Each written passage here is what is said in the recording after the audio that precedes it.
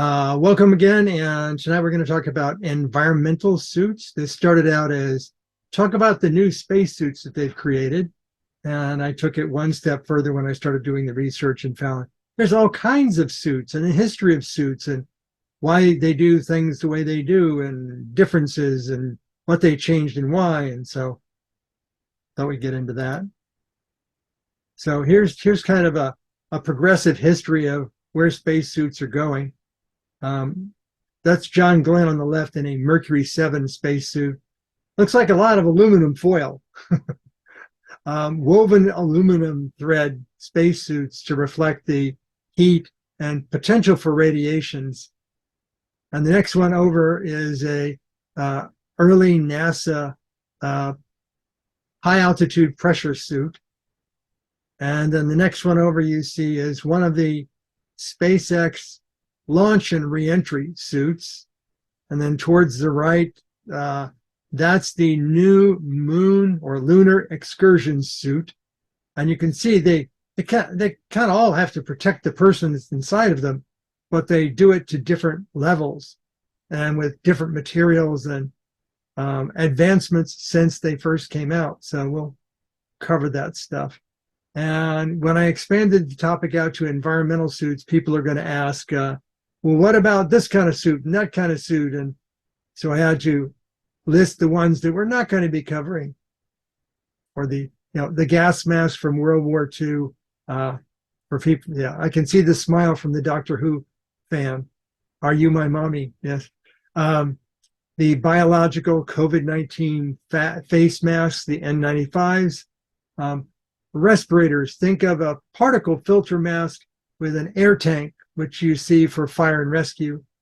The biologic isolation garments, these are full body suits with their own filters or air. These are nicknamed bunny suits because you're head to toe and you look like a giant white bunny rabbit, but those are for hazardous material protection. Scuba suits, yep, you're bringing your own air with you, but that's about it. You're wearing a thick rubbery outfit to keep you from freezing in the water because the water dissipates your body heat. And for those people that are familiar with very deep diving, when the pressure is very high, there are atmospheric diving suits. These are hard-shelled suits. They're nicknamed after Jim Harrell, one of the first guys to come up with them. So they called them Jim suits. We're not talking about any of those. None of those would be appropriate for what we're going to be talking about, which is zero external air pressure, reduced gravity. We still need fine dexterity. It can't be like a hook on the end of things because we need to operate tools and equipment. Different parts of the body will have dramatic temperature swings, and we'll get into why that's the case. So we need some means of heating and cooling. When you're in space, there are things so small you can't see them that can give you a bad day, like micrometeoroids and space debris. And then there's particles, basically parts of atoms, and then smaller than parts of atoms. So you have to be protected from all that stuff. So the first suits they came up with were basically pressure suits or G suits. This gives you oxygen, more just air from compressed tanks. It had inflatable air bladders in it that when you went through high gravity maneuvers, climbing or turning, that the bladders would increase pressure to force the blood back up from your legs and to the center of your torso, back up to your head to keep you from passing out.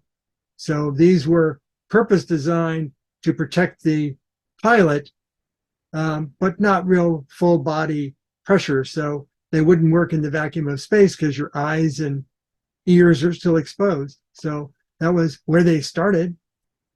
And the guy on the lower left actually is a U-2 pilot. And you can see that for the U-2, there was no pressure in the cockpit, but he didn't have a lot of things other than sealing his body from the low pressure. And he had a face mask that he could put a covering plate on, and that's how he would get his air. And not a lot more than that. And he would connect it into the cockpit. The next one over is an orange pumpkin suit. It's a puffy looking suit. It has nylon on the outside. And the interesting thing here is if you look right under the neck, you'll see this V of wire that suspends the center of the suit, because under Earth gravity, the lower half of the suit was so heavy that it would tear itself apart if you didn't ratchet it up so it hung off your shoulders. And you can see the helmet came off, but the visor wasn't like openable. It was, you want to get to the person's head, you took off the helmet. And to show you how long those existed, those were actually designed for the SR-71. Those existed until after the first few shuttle flights. And here's a picture of the two shuttle astronauts from the first flight of Columbia, and they're wearing the SR-71 suits. Works for them. And then we get to division of suits. What kind of suits do you need for what role? And you would carry different kinds of suits on board a single spacecraft. So you have the launch and re-entry suits. These don't have to protect you from micrometeoroids or space radiation. They just have to protect you from a dramatic, sudden change in air pressure should your spacecraft have a leak or dramatically separate from the launch vehicle and come apart.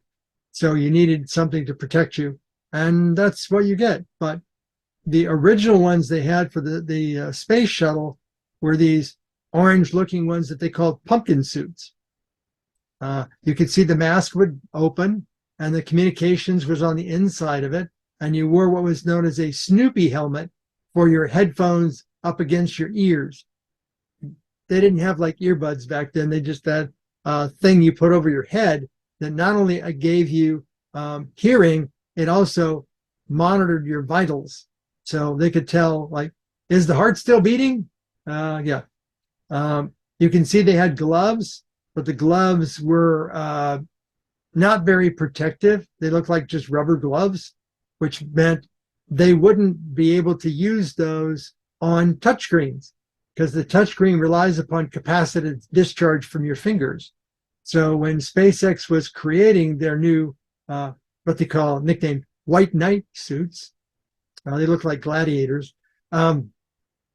They had to make sure that the finger. No, it looks more like a jockey suit. I'm waiting for the horse somewhere.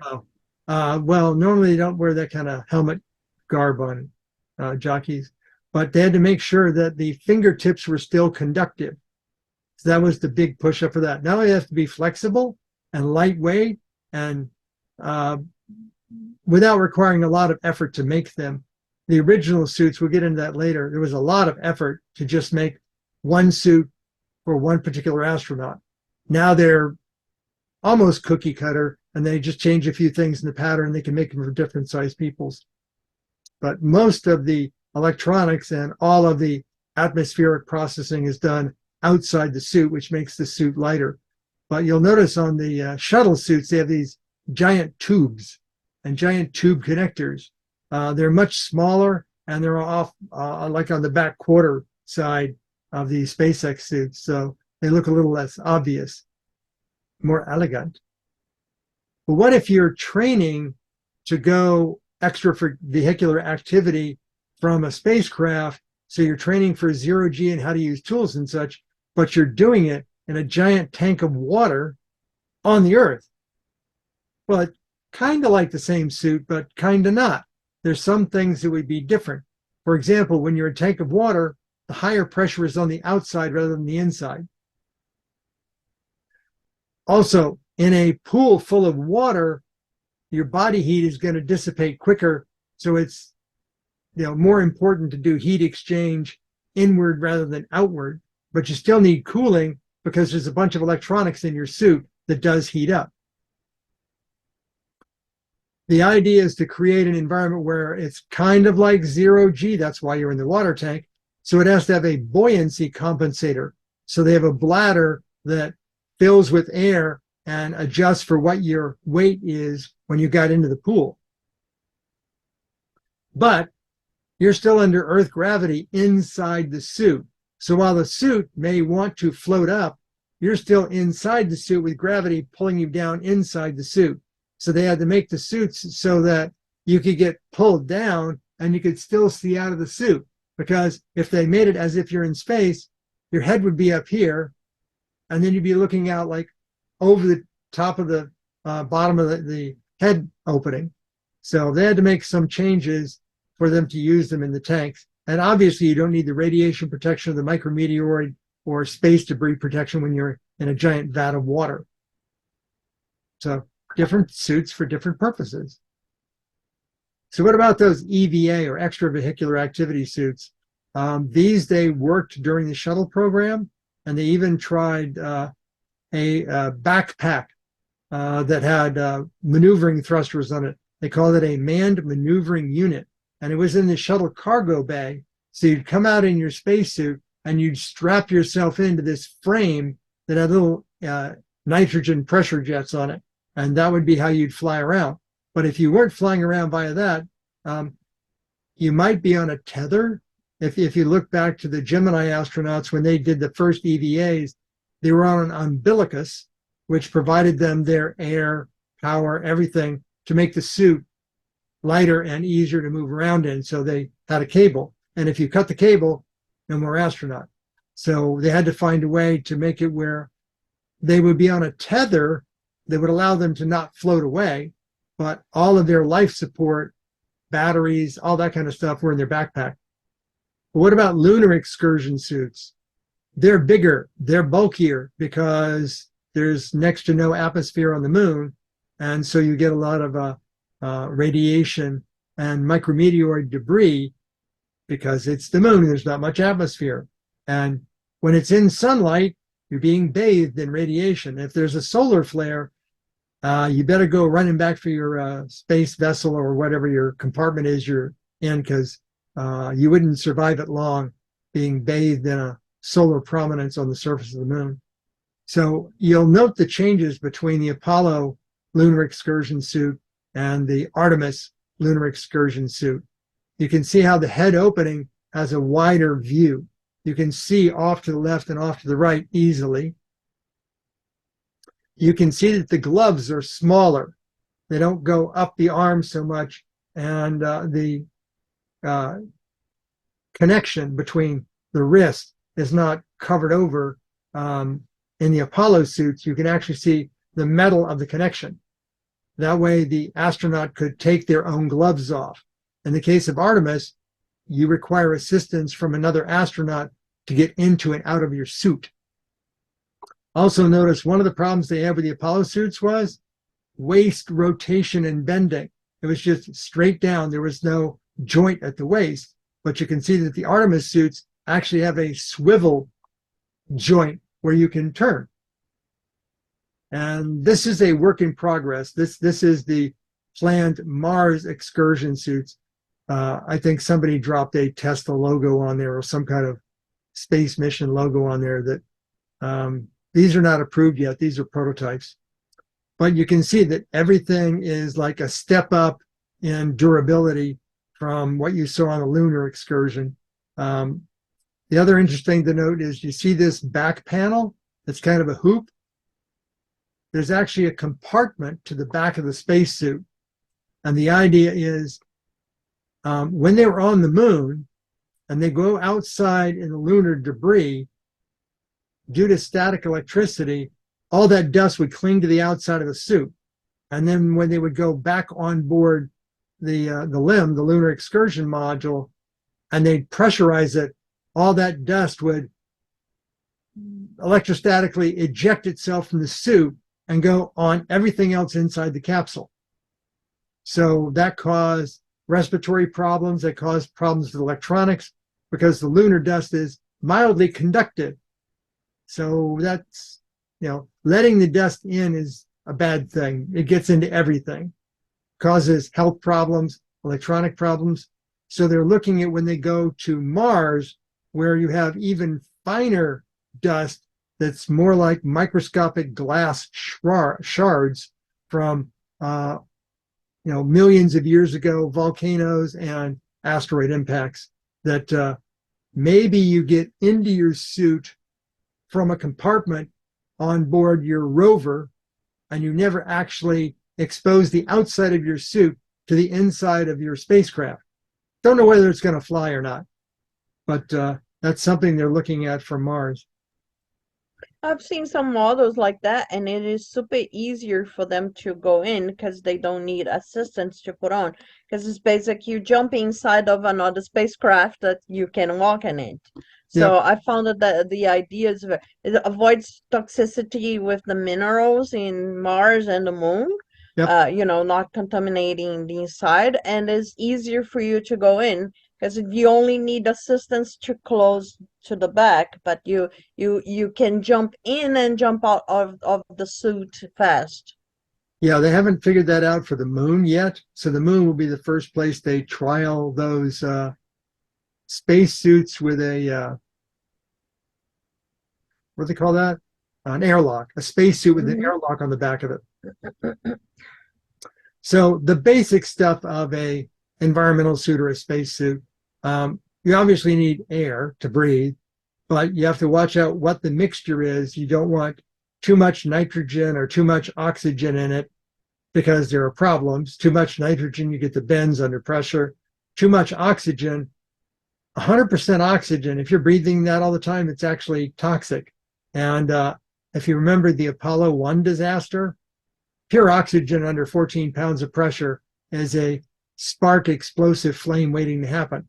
It oxidizes things ferociously. The pressure itself, 14 pounds per square inch at sea level, you don't necessarily want that in your spacecraft because it creates too large a pressure differential should you spring a leak. You want something a little more subtle. And you want to avoid dramatic pressure changes for things like suit changes and airlocks. So I think they're running around 10 psi. Seems to be fine. That puts you at about, I guess, 6,000 to 8,000 feet equivalent on the Earth's surface. And people live at that. So that's probably okay. Inside their suit, they wear a kind of an undergarment that has a bunch of fluid channels in it. So they can run hot or cold water that covers different parts of your body separately. We'll get to that shortly, but they have to do this for a reason. They can't make the body all hot or all cold. There's not one temperature, there's zone temperatures. You don't think about it, but on Earth, people perspire and they exhale moisture, condensation. But when you do that inside of a suit, that can lead to problems, especially in zero gravity. If you're going to be in your suit for a while, you need at least drinking water. You need kind of a straw that you can reach inside of your spacesuit. You can't be in vacuum and open your spacesuit to take a sip on your straw. And if you're out there for a while, you may need a little energy boost. So they have a stick of snack that they can bite into to get a little snack. And then, of course, there's the what goes in has to come out. And so you need to deal with that. And I thought that the Iron Man 2 movie, when he was intoxicated, wanted to demonstrate to his audience exactly what you do in the suit. Well, the suit has processing capability for that.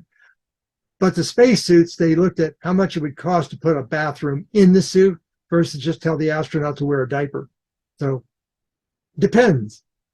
Depends upon what you need it for. What about mobility? Joints. You need all these different joints in the body in order to be able to do stuff. And what your range of motion is, fingers bend this way. They don't bend backwards. Wrists not only bend, they also rotate. But the rotation requires the arm to move, not the wrist, because the wrist doesn't really twist that much. There's all sorts of little things like that about human physiology and moving. And also there's a center of gravity. If there is a little bit of gravity, like on the moon or Mars, and you put all the weight towards the top, as soon as the astronaut wants to look down at something, they're going to go head down to the ground because you have a high center of gravity. So you need to, in the backpack, put the lighter stuff towards the top and the heavier stuff down around the waist towards the bottom to keep the center of gravity where you're upright. And when you want to look down, you don't fall over. But it did happen on occasion where astronauts on the moon, when they went to look at something in front of them, bent over too far and fell down, and they had to learn how to rotate and get back up, to bounce back up. And if you've ever seen it, astronauts on the moon learned how to skip. Some people jokingly refer to it as the bunny hop, but actually it's skipping. And you can skip on the moon because it's low gravity, not zero gravity. If it was zero gravity, once you skipped and you leapt off the moon, you'd never come back down. So you have to not only have a suit that allows you to do the motion, but you also need to understand the environment you're in to make your motions appropriate. Visibility. This is the occupant looking out, not people looking in. But you need to be able to avoid the bright stuff. It's not just don't stare into the sun.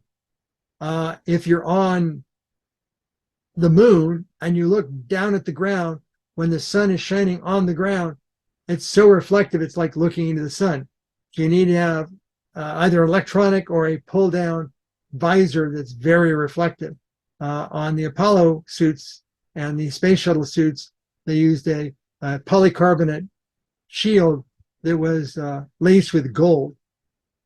And you also need to worry about reflections off of things. The angle of view, like how far can you see to one side because your head doesn't completely turn. And if your view pane is not wide enough, you can turn your head all you want, but you're not going to see beyond the edge of your helmet. And then if you need to look at something close up, your arms don't get all the way in. How do you look at something close up? Well, you point your camera at it and then you look at a display, and that's how you see things up close. Kind of like me, when I want to see something up close, I'll have my mobile phone camera looking at it, and then I'll zoom up on the display. Now, if you're in an environment where there's very low atmospheric pressure or no pressure like the moon, when you go into darkness, there is no scattering of dust to illuminate you when you're in the dark. When you go in the dark, you basically disappear into blackness and cannot be seen. So you have to have both passive and active means of finding you, or you finding something else. And for passive, they use retroreflective strips and patches. So if the light shines off of you, they'll just see your strips and patches. They don't see the rest of you. So that's passive. Active is you've got a light on your suit. You don't want to put a light in your suit because then you can't see outside. So you want the light to be shining on other things. But if you think about even harsher environments like Jovian moons, like the moons of Jupiter and Saturn, there may be so much radiation coming in that your transparent face mask will not protect you. So it's just a hardened shell, and you have a camera on the outside, and you're looking at a display projected on the inside. So obviously, if you're inside your spacecraft and you want to talk to the person sitting next to you, you can get on the communication gear, but as long as there's pressure inside your spacecraft, just open up the front of your spacesuit and talk to the person next to you and they can hear you. You don't need the comms gear. Or if you're inside your spacesuit and you want to eat or drink, simple hygiene with your suit on. You want to clean your face, your eyes, your mouth. You want to brush your teeth. Simple reduction of claustrophobia. What if you get a stuffy nose? And a lot of people wind up with nasal congestion when they first start operating in 0G. So how do you blow your nose? This one was fun. I actually saw this in one of the training videos, teaching the astronauts the psychological behavior of ignoring your eye or your nose itching, because you're going to be in that suit for the next 4 hours. I don't care if your nose itches, you got to learn to ignore it. Okay. So depending upon the type of suit, you have different approaches to getting face access. Sometimes it's just, well, you just take off the mask and there you can do it. Or if it's, you take off a covering, or you take off the entire helmet, or you flip your visor up. Or in the case of excursion suits, it's you're not touching anything until you get back inside the spacecraft, and then you take the whole head unit off. If you have a sudden leak, something gets pulled, torn open, or you get a micrometeorite impact, you don't want that sudden pressure to make your suit like inflate like a blimp. you want it to have rigid seams inside the fabric of the suit. So when the suit pressures up, that it doesn't inflate up. So they need an inner liner. If it gets punctured, it needs to be a very pliable liner. So if it's a small puncture, the act of the air wanting to get out actually seals it over and reduces the loss. And like I talked about, when you when you're standing out in sunlight on the moon and you put your hand in shadow, your arm in sunlight is at 400 degrees Fahrenheit. Your hand in shadow is at minus 400 degrees Fahrenheit. That's the dramatic temperature change. So the hand has to have a different fluid system for heating and cooling than the part of your arm. So they have to manage all of that. And it's managed by computers on board your suit, measuring all various temperature in your body. So different materials are used for different types of suits, whether it be launch and reentry or EVA and excursion. Here's something that's fascinating for people until you think about it for a moment, then you get it. Externalized fluids. So should you sweat or for whatever reason your eyes tear up in Earth gravity, it just rolls off of you. You don't think about it. It gets out of your way. In 0G, due to cohesion, any water that comes out of your eyes hangs around the edges of your eye opening. It doesn't go anywhere. It clumps there. And if you have more tearing, if there's some kind of toxic item or something you're allergic to in your tear and your eye is trying to flush it out, it doesn't flush it out. It continues to irritate. So your eyes produce even more tears. And you can literally have a bubble of water that forms over your eyes. And obviously it acts like a giant round lens and you can't see. And same thing true if your nose runs. It just hangs right on the outside of your nose. It doesn't go anywhere. So you have to deal with that in space. And should you get motion sickness, and you need to upchuck, upchucking inside the suit is bad news. But why you would get in that mode where your eyes are irritated, think of how scuba divers deal with condensation on the inside of their masks. They'll spit on the inside of their mask, or they'll apply a drop of dishwashing soap on the inside of the mask and then rinse it out. And that keeps condensation from forming. It's kind of like a spray you'd put on your mirrors in your bathroom that would cause it not to condense. Well, on a space shuttle astronaut's suit, they used that detergent approach, and they ran out of the hypoallergenic dishwashing liquid, and they used just something they had. And the particular astronaut was allergic to it. And they had no idea what was going on. He just suddenly started tearing up and couldn't see.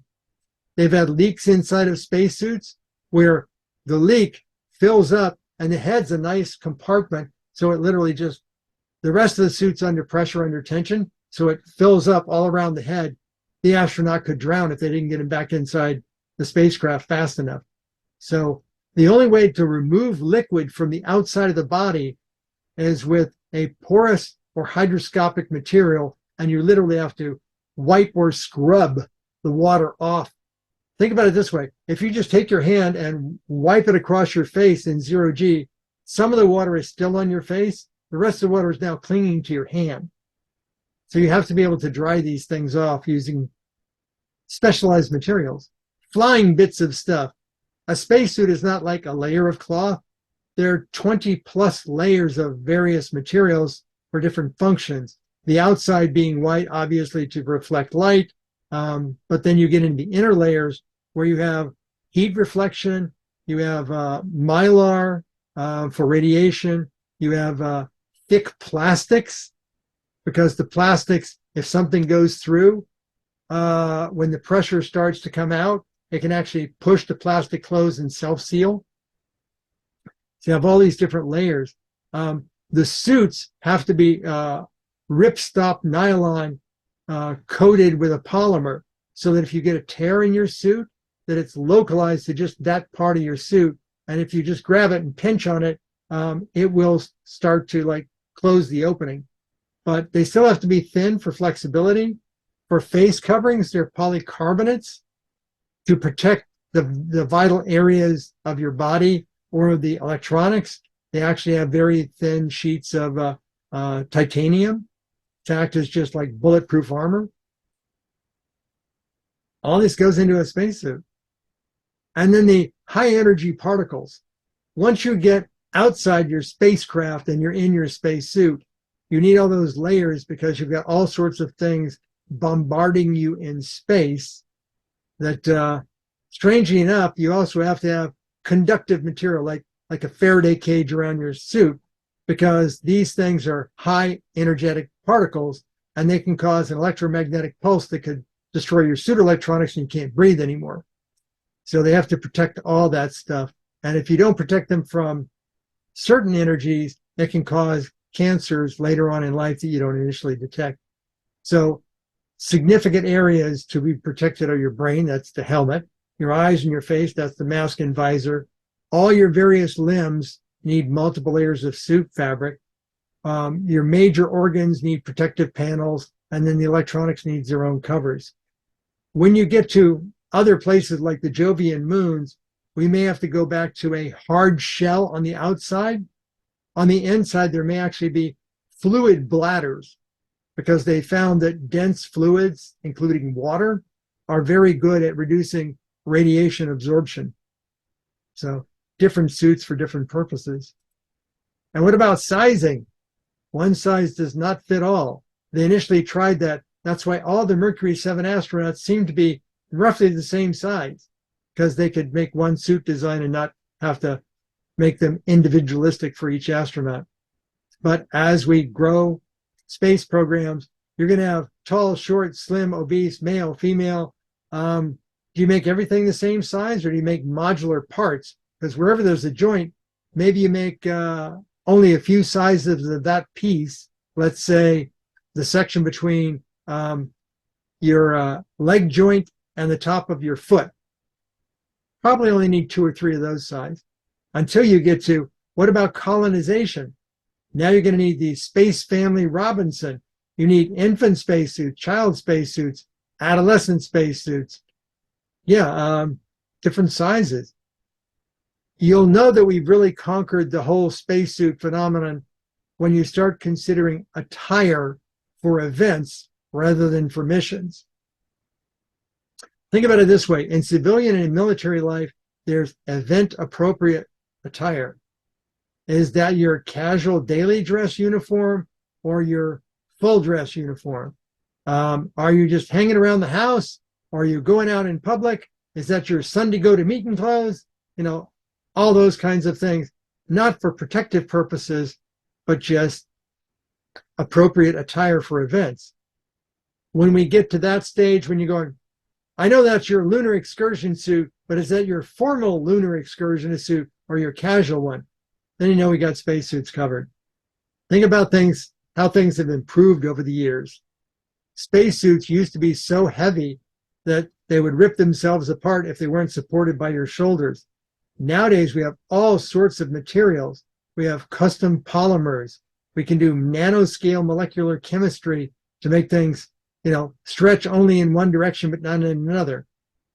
We have computer automated looms for weaving this stuff. It used to be they were hand woven.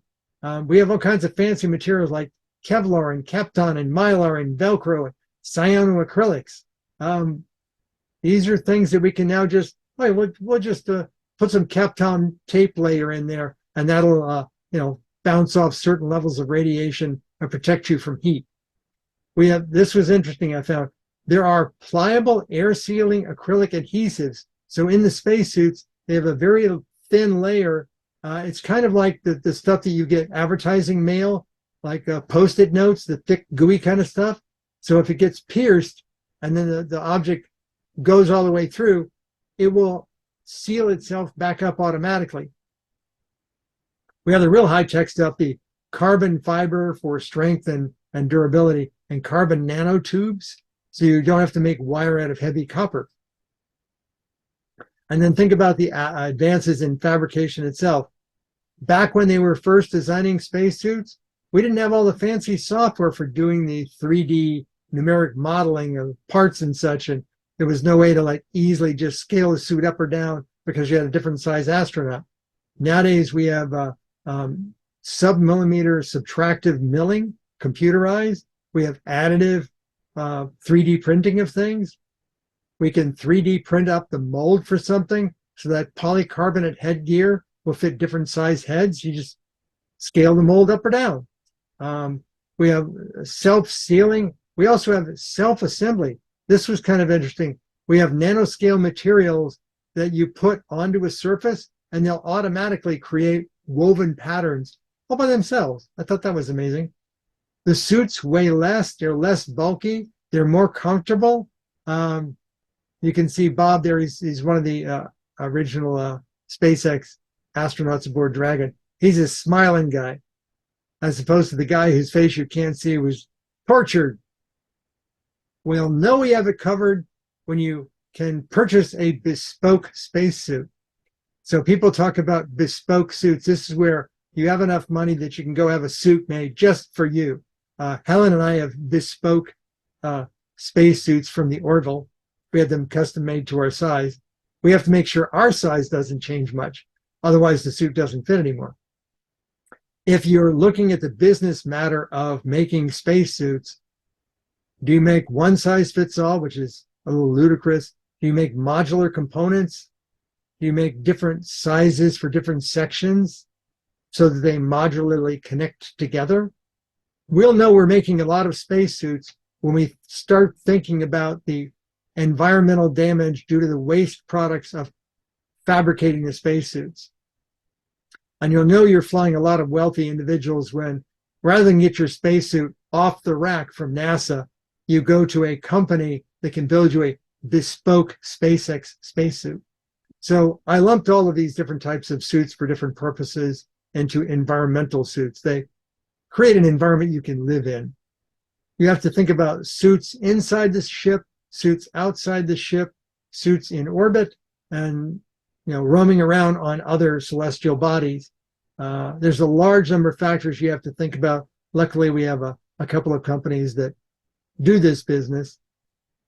The wearer survivability is obviously the thing you're focusing on, not how pretty is it. But now that we've got to the SpaceX age, you can actually have a suit that is protective of the occupant and is also nice to look at, stylish looking. As soon as we get to a large number, you can start talking about bespoke ones, modular ones. We have to think about different sizes for different family members once we get to long-term colonization.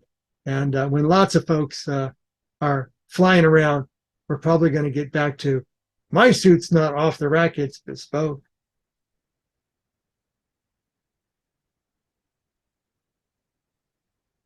And I've got a couple of links for spacesuits over the age. And for those people that don't know what a bespoke suit is, I actually have a men's journal from the UK article on what is a bespoke suit.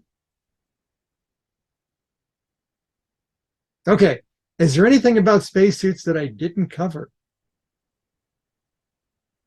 I've seen once.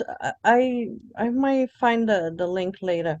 That the only pressurized part was from the neck up, and the pressurization of the rest of the body is more like a microelastic fibers that you put on, and it's like keeping the pressure in, but just by the elastic. And that one was developed to be used on Mars, that has some atmospheric pressure and not usable for the moon because it's zero atmospheric pressure.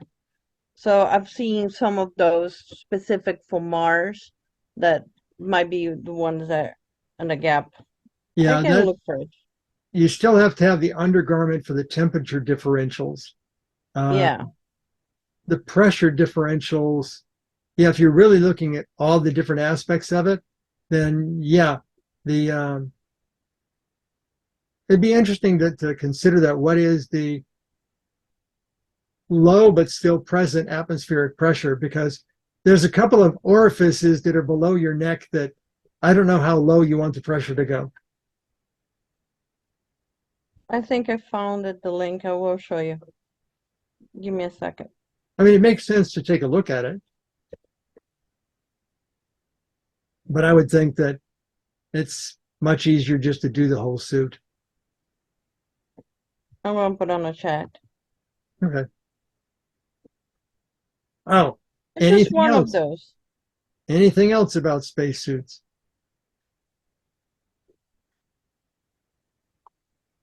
I gotta stop sharing in order to see this. Give me a second here. Did you say that you and Helen had bespoke spacesuits made for you, or did I? No, we had bespoke dress uniforms made for us that were in the style of the Orville. Oh, so you're not planning on space travel. Maybe not soon though. Okay, that's the one I'm talking about. Yeah. Well, it's from MIT News, which means some graduate students were thinking. Oh no, that's what you're saying. This is like not a graduate student. It's like a research doctor or something. It's like this is a big deal. This. Yeah, you had a PhD department head who was directing some graduate students to do this is your project. So you can see the compression strings, the red strings, and then you see the black strings that are lateral to it. But I don't see any indication that they were concerned about the body temperature. Well, this would be one of we're thinking one of those that doesn't need a pressurization of the lower body, just the upper body. If you I scroll down, get there is that. even with the helmet incomplete. I get that, but the rest of the body still needs temperature compensation. So underneath this garment, you either need the fluid underwear or on the outside of it. And I don't see it's on the outside of it, and it looks pretty tight. So I can't see it being beneath it. So yeah. Okay, it's an you interesting can scroll down and see the detail. Yeah. There are all the pictures. I will scroll down. I've been talking a while, so. Oh, it's on the top. I've seen other pictures, like, simulation of people walking. Where's the rest? Even have a helmet, This So is from heat, 2014. like if you could scroll up a little bit, it says that it is about it actually mentions temperature.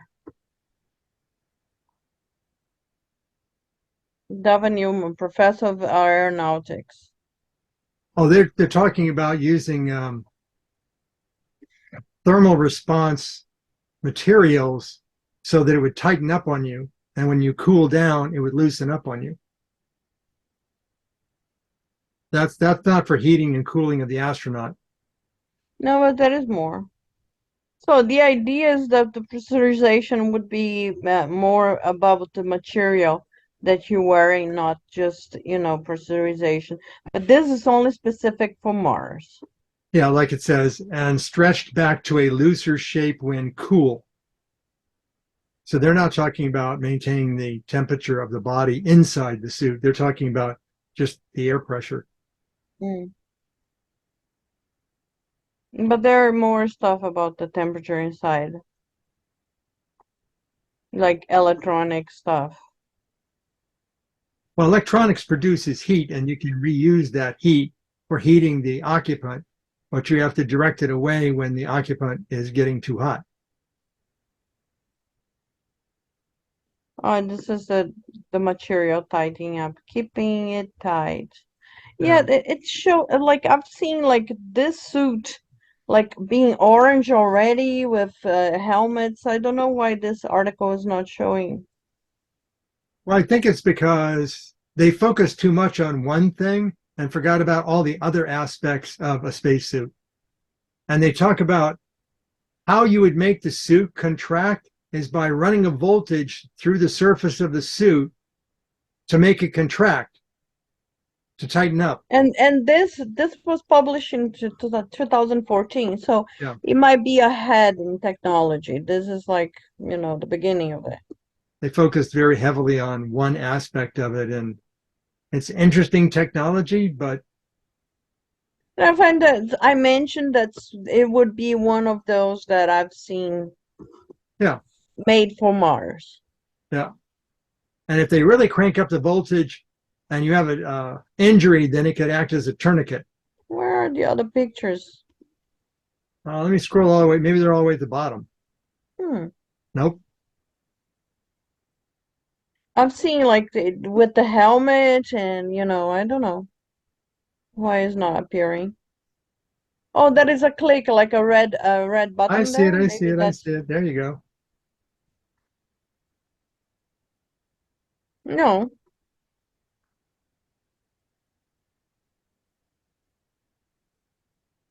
No, nothing to do with it. No, they're talking about shape alloys, memory shape alloys. Uh-huh. Maybe that's the thing. Well, that would be what they'd use for the woven into the suit. That's all the pictures they have. But there have been memory alloys for a while. Yeah. Well, it was 2014, so I don't know if Yeah. they. But I MIT, NASA. I would think it's a really interesting concept, but I don't think it's applicable with all the other things that the spacesuit has to do for you. Because if this is literally the last layer before your skin and it tightens up on you when it's heated, what happens to it when it's cooled? It loosens up. Well, if you're hot, you're going to have to cool it off. And if you cool it off and it loosens up, that will release the pressure from your head down into the rest of your body, and you'll have low pressure on your head and pass out. So, yeah. But it's good they're thinking. Okay. Okay. That's all I've got for tonight. It's only 10:30, so we'll be quitting early, as the saying goes. Sorry, I was still looking at the suits. Oh, okay. Monroe, you made a joke without knowing it. I did? You were talking about the astronauts wearing diapers. You said it depends. No, that was deliberate. That was a good one. Yeah. I was deliberate. waiting for like a punchline. I read, no, he said depends without realizing the joke. Well, see, I don't have my drummer. Jack was already off the air by then. Otherwise, he'd go, ba-dum-bum. Yeah, You said depends twice. I thought you were making a joke. No, that's the brand name, and how they solve the issue, well, it all depends. Well, they found that depends solves the issue, so they're done. Or you remember Monroe, that was an excellent presentation. I like it. Shows historical, how to use different places to use. I really like it. Yeah, I put some time into it, but I find this stuff interesting. I could just, take something simple and go, here's the new SpaceX spacesuits. Ta-da! I could do that as a news article. But I want a deeper dive. I know my audience wants more minutia than that. More. So, yeah, I put some scope around it, like, okay, we're going to talk about this. It's bigger than we started, but we're not going to talk about that and that and that and that. So we got to put some, as a friend of mine in medical standards goes, you don't want to boil the ocean because that would take a lot of energy. But if you've got a cup of water, you can boil that. So describe what you are going to do, describe what you aren't going to do, and then do it. What and Sally, did you like it? Did he worth it? Yep. So imagine how hard this must be to get on when you're weightless. Must how do be you a weigh real, yourself when you're weightless? yeah, to try to put these clothes on when you're weightless. Well, that's why you don't see any single person missions anymore. Uh-huh. There's at least 2 astronauts on everything, Yep. because you've got the person doing the activity and then you've got their helper. Yeah. Because, I mean, you now have people that are not military scientists going up into space, and they've got very limited training. So they're going to need help from people kind of at their same education level. And I'm not talking about education like college or PhD, or same training level. So they're going to have to help you with whatever you're doing. So it can't be all that complicated. And if you've got to hook a lot of things up, and in order for it to be successful, you've got to, wire it up around the neck and then put the tension just so, and like, that's way too complicated for a guy that's just up there to do some chemistry experiments. Yeah. Well, but it's not like that totally. Every mission is mapped, and you bring out the little book and you follow the instructions like step by step. So they trained in the tank for hours and hours. Yep. And they know, like, when you memorize a dance pass, you like for or you memorize a play that when you be the presenter and you know step by step what to do. That's what they do when they go out. So I did the training for the Space Academy, and it was tough, especially because when you're doing the mission, you have like few hours to memorize everything, and the spacesuit has like not really good like for you to touch and move like pieces and everything stuck. And to make it worse, it's not on the water, it's actually hanging wires, and the spacesuit's so heavy and it gets so hot, and it is awful. But it's kind of fun because you understand how much training each person who has the EVA has to do it. It is really impressive. Oh, yeah. So they have prepared for them flip charts. Yes. And if you see That's what on I their use. arm, they have a little flip chart there. No computers required. It's printed, on things that survive in the vacuum of space. And they can just say, what am I supposed to do next? Oh, this happened. Well, now what am I supposed to do? So they've got alternative approaches for doing things. Yeah. And that works today.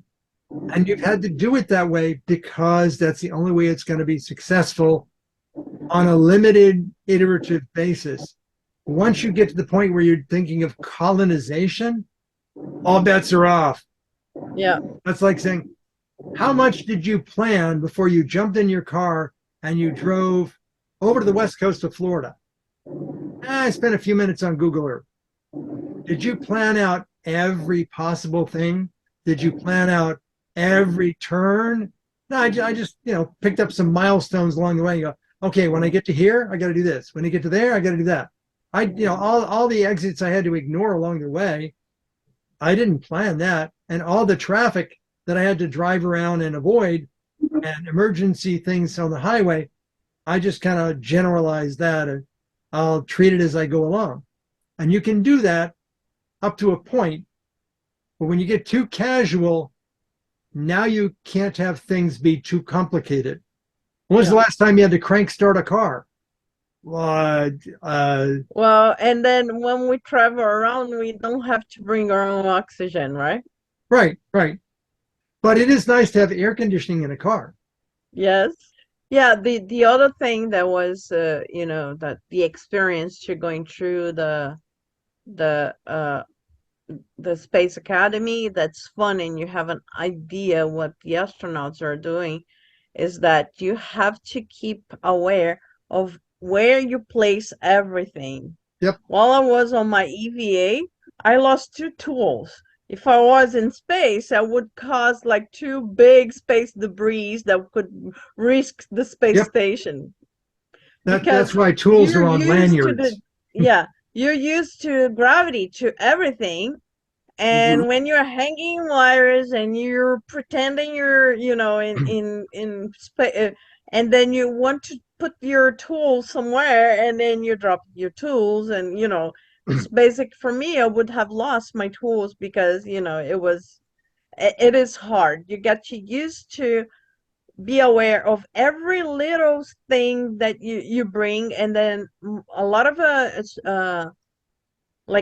experienced astronauts, they always know what the newbie are in a space station because they find floating objects. Because Yep. the newbie didn't get, in the memory, they trained the train, like I trained it, but I lost my tools. It's just because your brain needs to switch to that thing that it's like if you put something, you hold something, you stick something on a wall, on a Velcro, or glue somewhere, or hang somewhere that you need to create that habit. And they always know, like the newbies in the space station, you find floating things. Think about it. You're using a tool in zero gravity. You're using a tool to screw in a bolt. On Earth, you might like take your fingers and start the bolt going in, and then you get a hand tool to tighten it up, or you get an electric tool to tighten it up. That won't work in space because your hands are not dexterous enough to screw No, that the in. thick You put it gloves. on the end of the tool, and the tool is either got a little sticky on it or it's magnetic, and it holds the screw, because if you just let go of the screw is gone. Because you Yeah. impart some motion to it by touching it, simply by touching it, and you let go of it, and now it's going to go somewhere.